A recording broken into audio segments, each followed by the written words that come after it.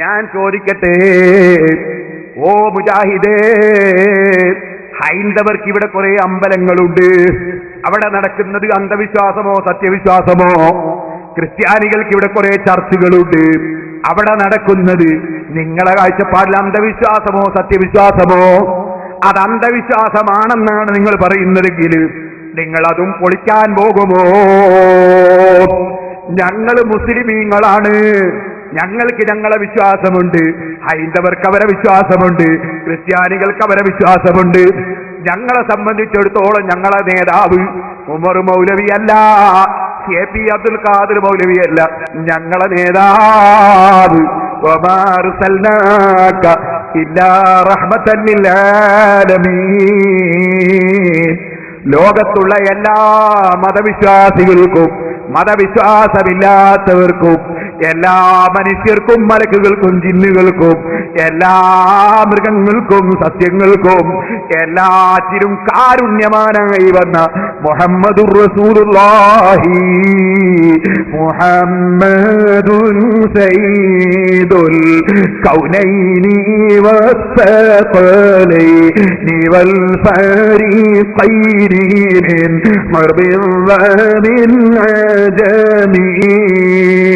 ചൊല്ലിക്കോ മൗലവിക്ക് പറ്റാത്ത ബുറുദയിൽ നിന്ന് സലാത്തതിന്റെ കൂടെ മൗലായ സല്ലി വസല്ലിം ദായിമൻ അബദാ അലാ ഹബീബിക ഖൈറിൽ ഖൽഖി കുല്ലിഹിം.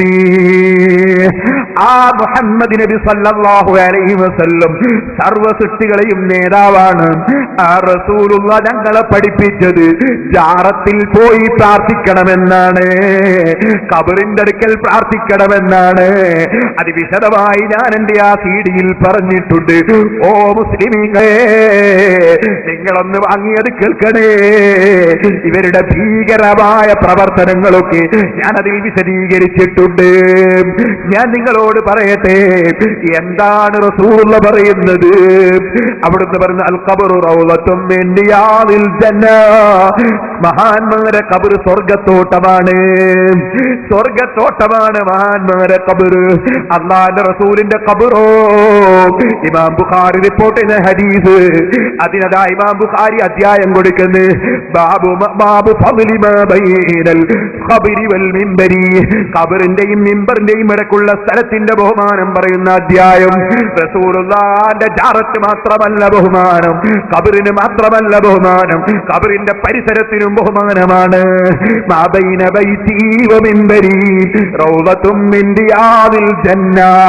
സ്വർഗ്ഗത്തോട്ടമാണ് എന്റെ ഖബറിന്റെയും മിംബറിന്റെയും ഇടയ്ക്കുള്ള സ്ഥലം. അങ്ങനെ മഹാന്മാരുടെ ഖബർ സ്വർഗ്ഗത്തോട്ടമാണ്, റസൂലുള്ളാഹിന്റെ ഖബറിന്റെ പരിസരവും സ്വർഗ്ഗത്തോട്ടമാണ്. എന്നാൽ റസൂലുള്ളാഹി സ്വല്ലല്ലാഹു അലൈഹി വസല്ലം മദീനയിൽ പള്ളിയോട് തൊട്ടടുത്ത റൂമിൽ കിടക്കുന്നു. അതിന്റെ തൊട്ടടുത്തുള്ള പള്ളി 1,00,000 ഇരട്ടി കൂലി കിട്ടുന്ന പള്ളിയാണ്. എന്നിട്ട് അല്ലാഹുവിന്റെ റസൂൽ സ്വല്ലല്ലാഹു അലൈഹി വസല്ലം വീട്ടിൽ നിന്ന് മഖ്ബറയിലേക്ക് പോകുന്നു. എന്നിട്ട് അവിടെ ചെന്നിട്ട് മഖ്ബറയിലുള്ളവരെ വിളിക്കുന്നു, അസ്സലാമു അലൈക്കും യാ അഹ്ലൽ ഖുബൂർ. ഖബറാളികളെ അസ്സലാമു അലൈക്കും. പിന്നീട് സെലഫി വന്നിട്ട് ഖബറിലുള്ളവർ കേൾക്കൂല, ഖബറിലുള്ളവരെ വിളിച്ചിട്ട് കാര്യമില്ല എന്ന് പറയൂന്ന് റസൂലുള്ളാഹി മുൻകൂട്ടി അറിഞ്ഞതുപോലെയുണ്ട്. ഖബറാളികളെ വിളിക്കുന്ന അസ്സലാമു അലൈക്കും യാ അഹ്ലൽ ഖുബൂർ. ഖബറാളികളെ അസ്സലാമു അലൈക്കും. എന്നിട്ട് ജീവിതകാലത്ത് പറയുന്നത് പോലെ പറയുന്നു, അതേ അതാ ആ ഖബറിലുള്ളവരോട് പറയാണ്, അസ്സലാമു അലൈക്കും യാ അഹ്ലൽ ഖുബൂർ അൻതും ലനാ സലഫുൻ വനഹ്നു ലകും തബഉൻ വഇന്നാ ഇൻശാഅല്ലാഹു ബികും ലാഹിഖൂൻ. ഞങ്ങളെ മുമ്പിൽ അങ്ങ് പോയതാണ്, പിന്നാലെ ഞങ്ങളും വരുന്നുണ്ട് എന്നവരോട് ജീവിതകാലത്ത് സംസാരിക്കുന്ന ശൈലിയിൽ തന്നെ സംസാരിക്കുന്നു. മരിച്ചുപോയ മഹാന്മാരോട് സംസാരിക്കുമ്പോ ജീവിച്ചിരിക്കുന്ന കാലത്ത് പറയും പോലെ പറയാമെന്ന് ലോകത്തിനെ പഠിപ്പിക്കുകയാണ്. എന്നിട്ട് അല്ലാഹുവിന്റെ റസൂൽ അവിടെ വെച്ച് ഓ മുസ്ലിമേ പ്രാർത്ഥിക്കുകയാണ്. ഖബറിനടുക്കൽ മുൻജാറത്തിൽ പ്രാർത്ഥിക്കുന്ന അന്ധവിശ്വാസമാണെന്ന് നിങ്ങൾ പറഞ്ഞില്ലേ, പൊളിക്കാൻ പോയവർ പറഞ്ഞില്ലേ? എന്നാ റസൂലുള്ള പ്രാർത്ഥിക്കുകയാണ്. എന്താണ് പ്രാർത്ഥന? നസ്അലുല്ലാഹ ലനാ വലക്കുമുൽ ആഫിയ. ജീവിച്ചിരിക്കുന്ന നമ്മൾക്കും ഇവിടെ കിടക്കുന്ന നിങ്ങൾക്കും അല്ലാഹ് സൗഖ്യം നൽകട്ടെ. യഗ്ഫിറുല്ലാഹു ലനാ വലക്കും. നിങ്ങൾക്കും അല്ലാഹ് പൊറുക്കട്ടെ, ഞങ്ങൾക്കും അല്ലാഹ് പൊറുക്കട്ടെ.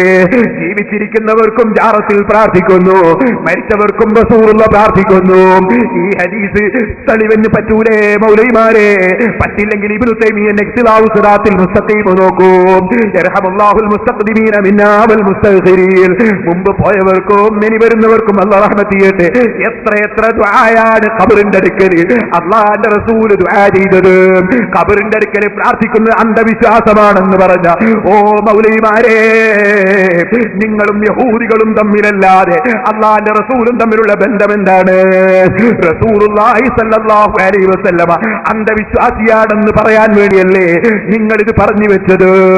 അല്ലാഹുവിന്റെ റസൂൽ ഖബറിങ്കൽ പോയി ദുആ ചെയ്തത് ഹദീസിലുണ്ടെന്ന് നിങ്ങളെ മൗലവിമാർക്കറിയാം. ഖബറിലുള്ളവരെ വിളിച്ചത് നിങ്ങൾക്കറിയാം. അറിയാഞ്ഞിട്ടല്ല, നിങ്ങൾ യഹൂദികളെ തൃപ്തിപ്പെടുത്തണം. മുഹമ്മദ് നബി അന്ധവിശ്വാസിയാണെന്ന് മുഹമ്മദ് നബിയുടെ അനുയായികൾ തന്നെ പറയുന്നുണ്ടെന്ന് വരുത്താൻ വേണ്ടി നിങ്ങളെ യഹൂദികളായ ആളുകൾ വിലക്കെടുത്തതല്ലേ മൗലവിമാരെ? നിങ്ങൾ ഇമാമിങ്ങളെ തള്ളണമെന്ന് പറഞ്ഞത് യഹൂദികൾക്ക് വേണ്ടിയല്ലേ? അതെ, അല്ലെങ്കിൽ നിങ്ങൾ പറയൂ, ഇങ്ങനെ ഹദീസില്ലേ? റസൂലുള്ള ജാദാ ഖബറിങ്കൽ പോയി പ്രാർത്ഥിച്ചിട്ടില്ലേ? ഇന്നും ലോക മുസ്ലിമീങ്ങൾ ജാറത്തിൽ വന്ന് പ്രാർത്ഥിക്കുന്നില്ലേ? സൗദിയുടെ ഭരണാധികാരി ഈ അടുത്ത് നിങ്ങൾ കണ്ടില്ലേ? ഞാൻ ഇൻഷാ അല്ലാഹ് സമയമുണ്ടെങ്കിൽ നാളെ സ്ക്രീനിൽ വെച്ച് നിങ്ങൾക്ക് കാണിച്ചു തരാം. അബ്ദുള്ള രാജാവ് വന്ന് അല്ലാഹുവിന്റെ റസൂലിന്റെ മുഖത്തേക്ക് നോക്കി സലാം പറഞ്ഞില്ലേ? നബി സല്ലല്ലാഹു അലൈഹി വസല്ലം തങ്ങളെ മുന്നിൽ വിനയത്തോടെ വന്ന് നിന്നില്ലേ? എന്നിട്ട് അല്ലാഹുവിന്റെ റസൂലിന്റെ മുന്നിൽ ഇങ്ങനെ കൈ ഉയർത്തിയിട്ട് നിന്നില്ലേ? നിങ്ങൾക്ക് നിഷേധിക്കാൻ കഴിയോ മൗലവിമാരെ? ലോകത്തുള്ള എല്ലാ ഭരണാധികാരികളും റസൂലുള്ളാഹിന്റെ ജാറത്തിൽ വരുന്നില്ലേ? റസൂലുള്ളാഹിന്റെ അടുക്കൽ വന്ന് ദുആ നടത്തുന്നില്ലേ? അവരെല്ലാം മുശ്രിക്കീങ്ങളാണെന്ന് പറയാൻ, നിങ്ങൾക്ക് അന്ധവിശ്വാസികളാണെന്ന് പറയാൻ നിങ്ങൾക്ക് എവിടുന്നാണ് ഈ മതം കിട്ടിയത്?